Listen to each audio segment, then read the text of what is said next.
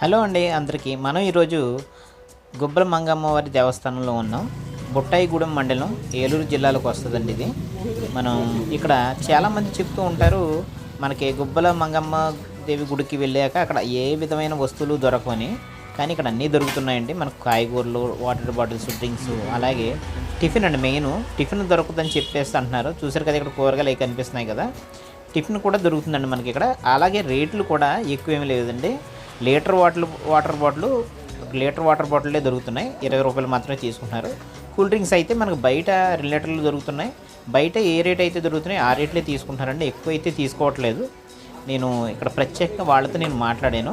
అలాగే టిఫిన్ కూడా మీకు దొరకదన్నదని చెప్పేసి అన్నారని చెప్పేసి మేము బయట కట్టించి రావడం జరిగింది. చూడండి, ఇక్కడ టిఫిన్ కూడా మనకి అన్ని రకాలు దొరుకుతున్నాయి.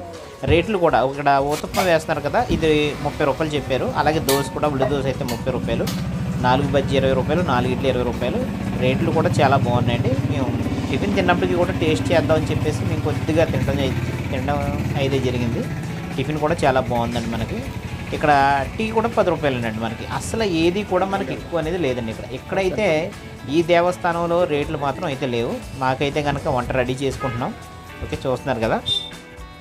ఇక్కడ చాలామంది చెప్తారు, మనకి గుడికి వెళ్ళాక మనకి అక్కడ ఏమీ దొరకవు, అన్నీ ఇక్కడ నుంచి తీసుకెళ్ళాలని.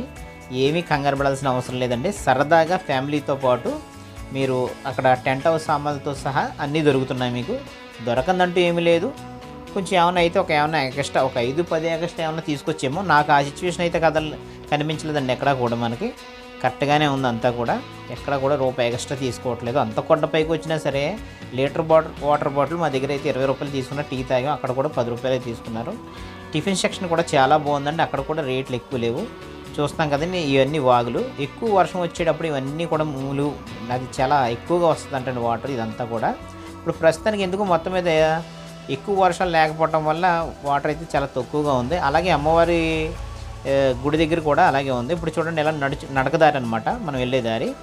ఈ వాగు మామూలుగా చెప్పాల్సి వస్తే చాలా ఫ్లోటింగ్ ఉంటుందంటండి. మనకు ఇప్పుడు వర్షాలు లేకపోవడం వల్ల చూడండి తక్కువగానే ఉంది. ఈ ప్లేస్లో అయితే చాలా వరద వస్తుందంటండి. ఆ టైంలో మనం అవతల దాటాలంటే కొంచెం ప్రమాదం అనే చెప్తున్నారు. ఇప్పుడు ప్రస్తుతానికి అయితే లేదు. అలాగే అమ్మవారికి మేకలని తీసుకెళ్తూ ఉంటారు కదా, ఇవి కూడా మనం చూడొచ్చు.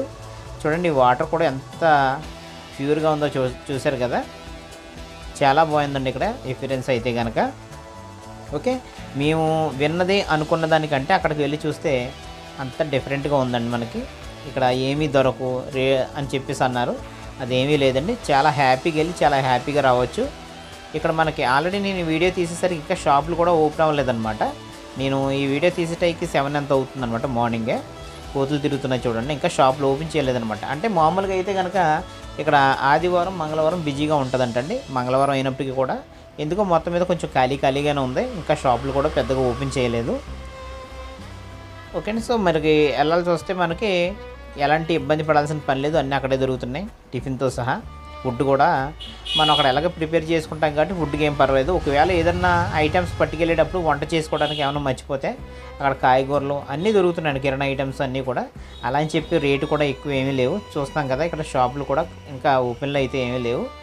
సరే, ఇప్పుడు మనం అమ్మవారి గుడికి వెళ్ళిపోదాం. చూడండి, అమ్మవారి గుడి ప్రాంగణం అంతా మనం చూస్తున్నాం కదా. చూడండి, ఇదివరకు అయితే వాటర్ ఎక్కువ ఉన్న చోట అయితే కనుక అమ్మవారి గృహ పైనుంచే చాలా వాటర్ వచ్చేసింది అంటండి. ఇప్పుడైతే ప్రస్తుతానికి అది లేదు, వస్తుంది కానీ చాలా తక్కువ అనమాట. అది కూడా మనం చూద్దాం కొంచెం. చూడండి, చుట్టూరు ఫారెస్ట్ ఎంత బాగుందో. చాలా బాగుందండి. మేము వెళ్ళిన రోజు అయితే లైట్గా చిన్న తుప్పర పడుతుంది అన్నమాట అండి. మేఘంతో ఉందన్నమాట. దానివల్ల ఎండ అయితే పెద్దగా లేదు కాబట్టి చల్లగా చాలా బాగుంది. మేము అయితే బాగా ఎంజాయ్ చేసాం. చూడండి, అమ్మవారి చూడండి, ఇక్కడ కూడా పెద్ద జనం లేరనమాట. మేము వెళ్ళేసరికి 7 అవుతుంది కదా. అప్పటికి ఇంకా పెద్ద ఫ్లోటింగ్ అయితే లేదు. కానీ మేము వచ్చేసరికి కూడా పెద్ద ఫ్లోటింగ్ అయితే లేదండి మంగళవారం. అందుకని ఇంచుమించుగా అమ్మవారి దగ్గర మేము ఒక 20 నిమిషాల వరకు ఫోటోలు తీసుకోవటం, వీడియోలు తీయడం చేశారు.